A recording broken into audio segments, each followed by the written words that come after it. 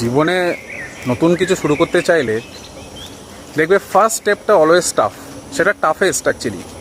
তাই সেই স্টেপটা যদি নিয়ে ফেলতে পারো, পরের স্টেপগুলো অটোমেটিক দেখবে নিয়ে নিতে পারছো।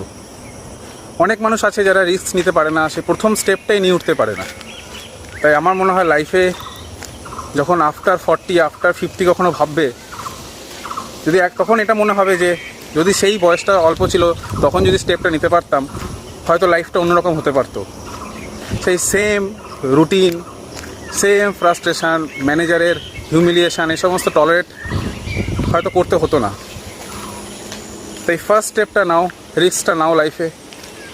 কী হবে যদি সাকসেসফুল না হতে পারো, দেন কী হবে? ফেলিয়ার হবে, বাট ফেলিয়ারের থেকে বড় টিচার আর কেউ হয় না। অ্যাটলিস্ট বলতে পারবে, নিজে কিছু নতুন শিখতে পারবে, সেই শেখা থেকে নেক্সট টাইম যখন করবে রেকটিফাই করে আরও বেটারভাবে করতে পারবে। লাইফে রিগ্রেটসটা থাকবে না।